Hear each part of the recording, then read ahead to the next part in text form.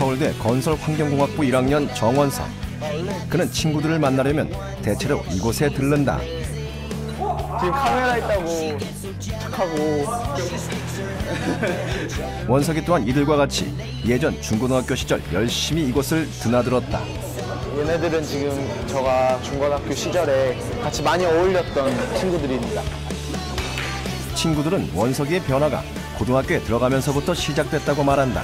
원석이 별명에 고릴라라는 게 있었는데 좀 고릴라가 좀 난폭하잖아요. 원석이는 성격이 좀 난폭해가지고 연락이 한동안 없다가 수능 보고 나서 지가 서울대 갔다고 전화 오는 거예요. 친구들한테. 그래가지고 안 놀아줬거든요, 우리가. 좀 문제가 많았는데요. 학교 선생님들이 그래도 믿어주고 지가 열심히 하니까 서울대 좋은 성과로 들어간 것 같아요. 소위 잘 노는 학생, 공부하는 담을 쌓은 학생. 정원석은 어떻게 서울대에 들어갈 수 있었을까?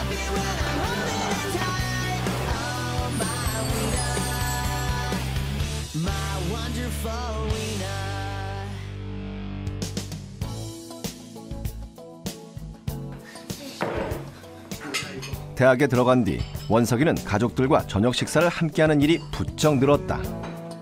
고등학교 시절 공부한다고 늘 늦게 들어왔기 때문이다.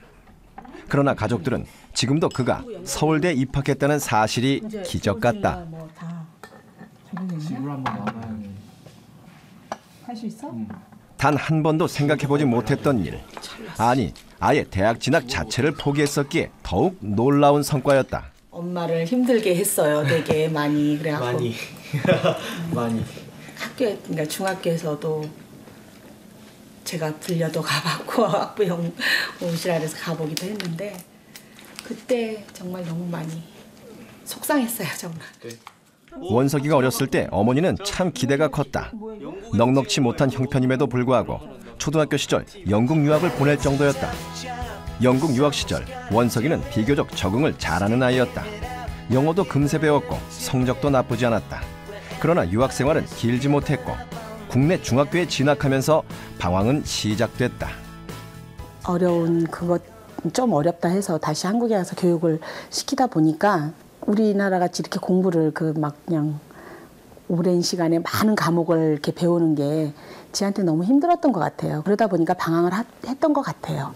제가 봤을 때는. 성적이 거의 전교 꼴찌에 가까웠다. 하지만 원석이는 그저 공부 못하는 학생만이 아니었다. 완전 사고뭉치였다. 다른 학교 친구들이나 학교 내 친구들하고 불화가 있어서 티격태격 싸움한 적도 많았고요. 그리고 오토바이 같은 경우도 무면허로 이렇게 타다가 사고를 내서 어머니께서 그런 사고 비용을 지불한 적도 있으시고요. 심한 경우는 제가 이제 폭력으로 법원을 들어가서 재판을 받고 보호감찰 6개월을 받은 적도 있습니다. 상황이 이쯤 되니 원석이의 공부에 관심을 갖는 이는 아무도 없었다. 공부는 못해도 상관없다. 그저 사고만 치지 말아라. 그 당시엔 원석이를 제자리로 돌려놓는 것이 최대 관건이었다. 이거는 제 어린 시절 추억이 고스란히 담겨 있는데요. 좀 과격한 성격 때문에 친구들하고도 많이 싸우고 해서 어머니가 저랑 좀 얘기 끝에 생각해내신 게 차라리 운동을 다녀서 좀 기분 전환을 해봐라. 차라리 자세라도 보여드릴까요? 그런 상황에서 중학교를 졸업하게 됐다. 원석이는 인문계가 아닌 공고를 선택했다. 공부에 그 중학교 시절에 큰 취미도 없었고 노력도 많이 안 했기 때문에 일반 인문계 고등학교를 입학해서 열심히 공부해서 좋은 결과를 낼 수 없을 거라고 일단 많이 주눅이 들어 있었고요. 거기다가 제가 항상 갈망하던 대로 제가 배우고 싶은 과목들을 배우고 싶었기 때문에 저는 항상 꿈이 건축, 토목 이쪽이어서 어머니한테 내가 배우고 싶은 과목들을 배우게 해달라. 나는 내가 하고 싶은 공부들을 해보고 싶다. 그래서 공고에 진학하겠다고 말씀드렸어요.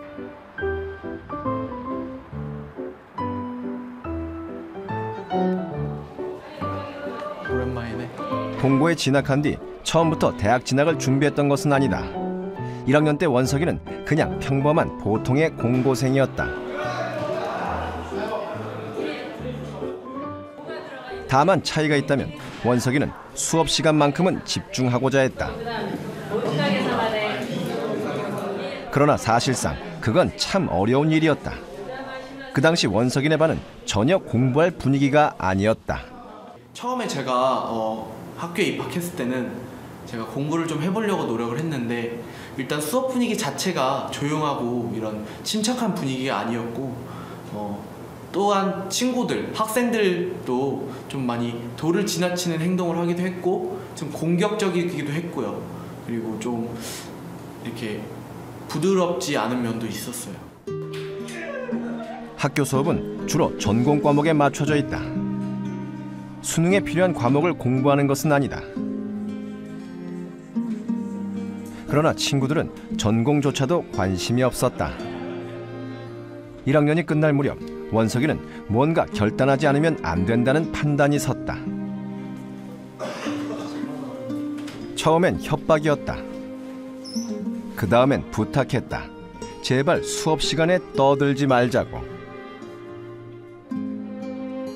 처음에는 별로 효과도 없고 별 반응도 없었던 친구들이 학년이 올라가고 시간이 지나가면서 어떤 친구들은 공부에 취미를 가지기도 시작했고 또한 자신에게 맞는 대학교를 찾아보기도 했고 그러면서 저와 함께 좀 꿈에 대한 이야기를 하기 시작하면서 분위기가 많이 좋아졌어요. 원석이는 1학년 말부터 본격적으로 공부를 했다. 2학년에 올라가자 성적은 금세 올랐다. 전교 1등, 내신 1등급, 놀라운 성적표를 받았다. 원석이가 선생님을 찾아간 것은 그 무렵이었다. 성적이 오르다 보니 욕심이 생겼다. 대학에 가고 싶어졌다. 공고생이 대학에 가려면 어떤 준비를 해야 할까? 원석이는 여러 대학의 수시 특별 전형이 공고생에게 유리할 수 있다는 점에 주목했다. 그렇다면 노려보자 싶었다. 목표는 서울대. 처음에는 이렇게 말렸습니다. 원서를 쓰기 전까지는 계속 말렸어요. 붙을 가능성도 지금까지 없었으니까 없다고 봤고 그 다음에 설령 들어간다 하더라도 그건 유행일 것이다 이런 생각을 갖고 있었고요. 마지막으로 이제 들어가서도 실제로 다니지 못할 것 같은 그런 생각이 들었습니다. 어떻게 서울대에 갈 수 있었느냐고 묻자 원석이는 취재진을 작은 방으로 안내했다. 혼자서 공부했던 방이에요. 진짜 완전 지옥 같았던 곳. 여기에 책상 놨고 이런 건 없었고 혼자 공부했는데 그때 진짜 너무 외롭고 너무 지옥 같았고 너무 힘들었죠. 진짜 저한테는. 2학년 1학기 때의 일이다. 처음엔 마치 감옥 같았다. 답답하고 두려웠다. 그러나 원석이는 수능이 끝날 때까지 매일 저녁 이 방에 있었다. 대부분의 실업계 고등학교는 야간 자율학습이 없어요. 그래서 제가 뭐 학원도 다니고 집에서도 공부를 해봤는데 잘 안 된다는 소식을 선생님께서 들으시고 선생님이 너 차라리 학교에서 공부를 야간 자율학습을 혼자 한번 해보는 건 어떻겠냐라는 말을 하셔서 교무실 옆에 조그만 방을 마련해 주셔서 제가 거기서 공부를 하게 됐죠. 선생님의 특별 배려로 이 방은 오로지 원석이 단 한 사람을 위한 공간으로 변모했다. 책과 문제집들을 옮겨놓자 작은 독서실이 되었다. 이제 원석이의 경쟁자는 학교 친구들이 아니다. 수능을 준비하는 전국의 60만 명 친구들과 겨뤄야 했다. 원석이가 처음으로 진지하게 맞부딪힌 공부. 그러나 그 공부는 너무 어려웠다.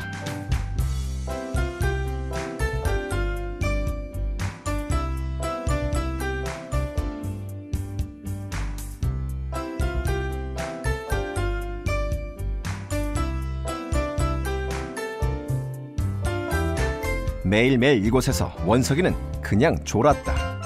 책을 펼쳐들면 10분을 넘기지 못했다. 왜 이곳에서 이렇게 자고 있는 걸까?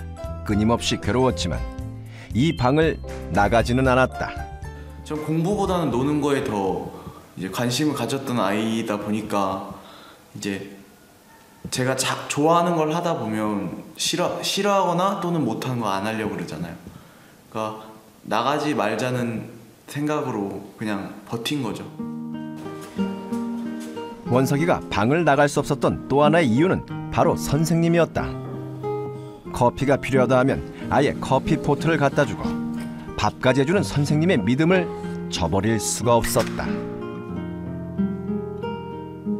이 방에 두어 달간 있으면서 많이도 졸고 정신도 나보고 했지만 그래도 어떻게 해서든 이 방에서 나가지 않고 공부를 단 1시간이라도 열심히 하겠다라는 마음가짐이 있어가지고 엉덩이를 떼지 않고 계속 의자에 앉아 있었거든요. 화장실 가는 것만 빼고요. 그래서 그러다 보니까 아무래도 제 눈앞에 책이 있고 펜이 있고 하다 보니까 어느 순간 책이 눈에 들어오기 시작하고 공부가 머릿속에 들어오기 시작하더라고요. 그래서 그때부터 공부를 좀 집중적으로 하게 됐죠. 마음을 다잡은 원석이가 처음 도전한 과목은 영어. 초등학교 시절 유학 영어를 되살린다면 영어는 금방 따라잡을 수 있을 거라는 내심 은근한 자신감이 있었다. 처음엔 교과서를 그냥 읽었다. 무슨 뜻인지 몰라도 계속 읽었다. 우선 이렇게 해야 졸리는 걸 막을 수 있었다. 한 줄도 빠짐없이 다 줄그면서 읽었어요. 그냥 줄만 계속 그었어요. 줄그면서 그 눈이 그 펜에 잉크를 따라가도록 유도했죠. 꼼꼼하게 교과서와 참고서를 읽다 보니 대략 무슨 뜻인지 알 것도 같았다. 그래서 문제집을 풀었다.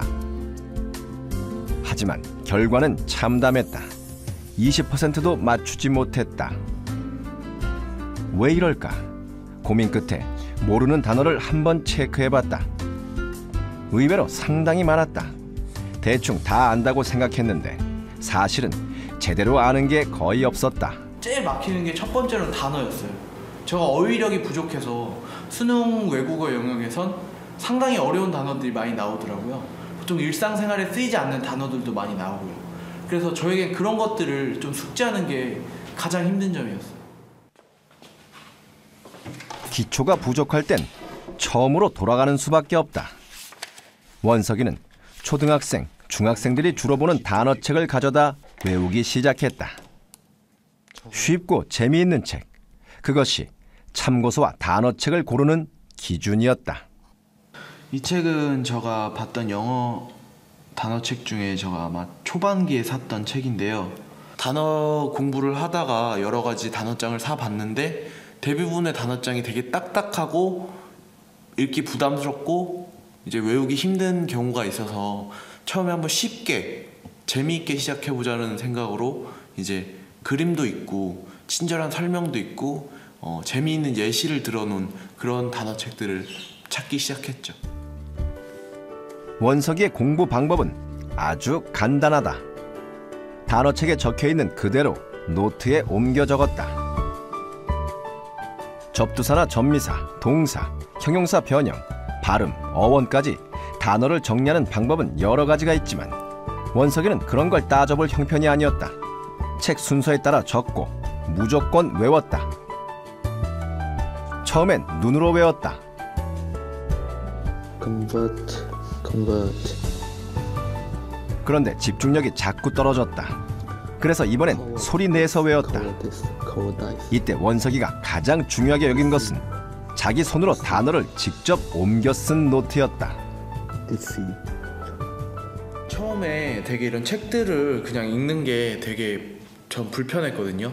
부담스럽고. 그래서 그냥 이런 단어장이 있으면 저는 아예 다 옮겨 적고 알던 모르던 옮겨 적고 그다음에 제가 직접 쓴 친숙한 글씨로 이렇게 보는 게 부담이 훨씬 적고 되게 마음이 편했고요. 처음 공부를 시작한 원석이에게 필요한 건 지속할 수 있는 힘. 내가 해낼 수 있다는 자신감이었다. 펼쳐보면 겁부터 나는 참고서나 단어책 대신 원석이는 꼼꼼하게 자신의 노트를 만들기 시작했다. 이것 또한 만드는 방법은 간단하다. 한 면에 쭉 단어를 적고 다른 쪽 면을 접어 뜻을 적어본다. 그리고 다시 펼쳐서 답을 맞춰보면 된다. 이렇게 하면 공부 과정이 노트에 쭉 기록되면서 한눈에 들어온다. 여기를 가려서 체크를 해봐요. 근데 체크를 해봤을 때 오늘이건 내일이건 다음에 또 체크를 해봤을 때 모르는 단어가 있다면 뒷장으로 넘어가서 모르는 단어를 다시 쓰는 거죠. 그럼 모르는 단어를 다시 쓰면 그 모르는 단어를 다시 한번 체크해보고요. 이런 식으로 단계적으로 모르는 단어를 줄여나가면 정말 자기가 모든 단어를 다 알았을 때쯤에 이 단어장이 꽉 차겠죠? 그럼 만족감도 늘고 그 다음에 모르는 단어도 거의 없어지고요. 그 다음에 자기한테 친숙한 글씨의 단어장이 생기는 거니까 나중에 까먹더라도 다시 볼 수 있죠. 내가 만든 공책, 내가 만든 단어장. 친숙한 노트가 생기자 공부에 대한 두려움, 거부감도 줄어드는 듯 했다. 근 2달에서 3달간 저는 이 단어를 극복 안 하면 안 된다는 심정으로 공부를 했어요. 그래서 무작정 일단 책에 있는 내용들을 노트에 옮겨 적은 것을 제 손에 들고 다니면서 제게 주어진 모든 시간들을 투자했어요. 화장실을 가든 밥을 먹든 버스를 타든 집에서 자기 전이든 이 얇아진 노트들을 들고 다니면서 계속 공부를 했죠. 단어에 자신감이 생기자 원석이는 2번째 단계 문제풀이를 시작했다. 모의고사 문제풀이의 핵심은 시간. 정답을 모두 맞춘다 해도 시간 안에 풀어내지 못하면 말짱 헛일이다. 원석이는 친구들이 시간이 부족해 제대로 문제를 풀지 못한다는 걸 알고 있었다. 2학년 여름방학이 끝난 뒤 자신감이 충만한 상태에서 모의고사 문제를 풀었는데 2시간이 넘게 걸렸다. 몇 개 틀렸느냐 하는 건 문제가 아니었다. 이때 원석이는 소위 말하는 슬럼프에 빠져들었다. 해도 해도 끝이 보이지 않는 공부. 조금씩 회의가 밀려들었다. 이렇게 한다고 해서 과연 서울대에 갈 수 있을지 점점 자신이 없어졌다. 성적은 어느 정도 선에 멈춰있지. 거기다 학생들은 밖에서 신나게 놀고 친구들은 가끔 요 앞에 찾아서 야 원서가 나와 하는데 그걸 참아내야 되고, 그리고 잠깐 나갔다 하면 선생님께서는 빨리 들어가라고 혼을 내시고, 그러니까 우울하기도 했고 많이 주눅이 든 시기였죠. 공부에 집중하지 못하는 시간이 점점 늘어갔다.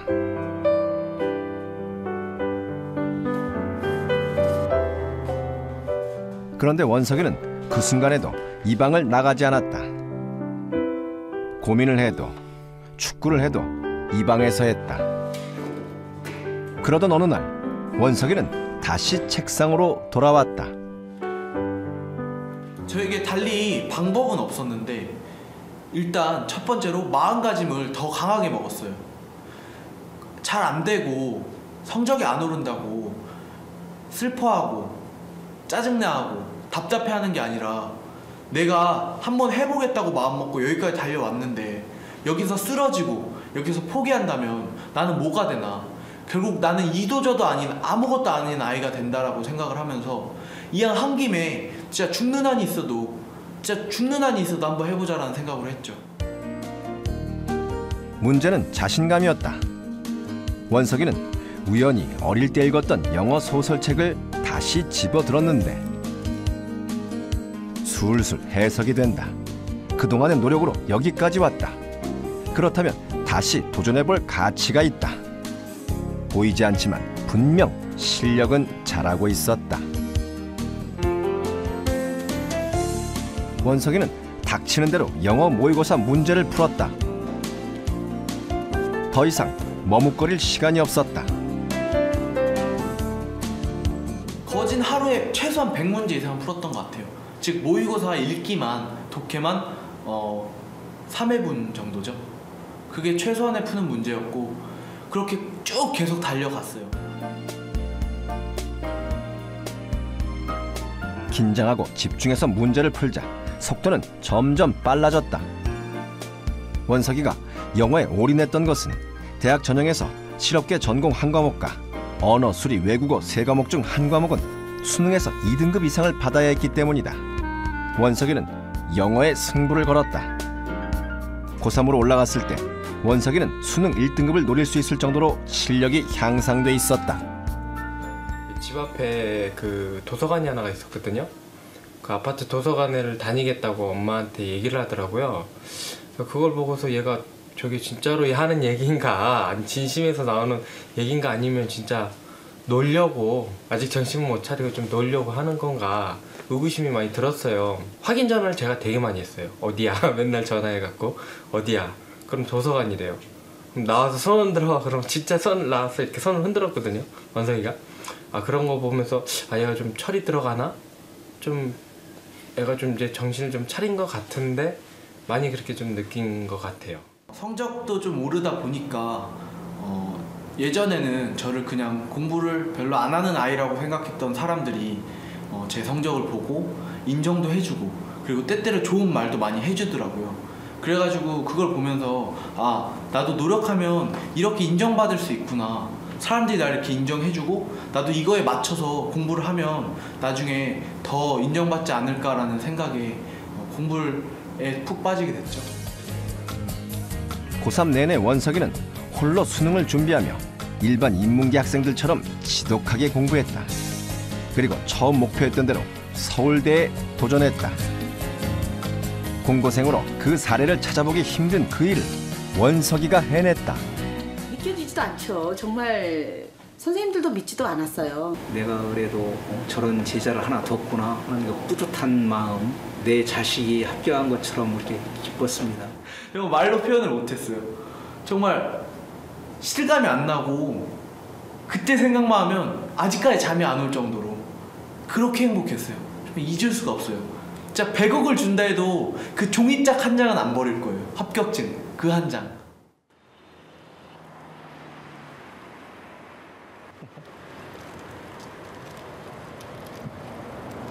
처음 들어왔을 때 뭐랄까, 그때 제 자신한테 그런 말 했어요. 아, 이제 너도 제대로 된 인생을 한번 살아보면 좋겠구나. 이제 제대로 된 인생을 살고 있구나. 이렇게. 대학 1학년 올 한 해도 원석이는 열심히 공부했다. 공고 출신이 서울대 과정을 과연 제대로 따라갈 수 있을까 하는 그 의심을 불식시키기 위해 뛰었다. 일단은 학사에서 멈추지 않고 석사, 박사까지 공부하고 싶어요. 그리고 제 마지막 꿈은 에펠탑 하면 파리에 있는 거라고 알듯이 한국을 대표할 수 있는 가장 위대한 건물을 지어보고 싶어요. 원석이는 올해 공부만 열심히 한 게 아니다. 그는 또 하나 중요한 일을 진행했다. 고등학교 시절의 경험이 너무 소중해 혼자만 알고 지나칠 수가 없었다.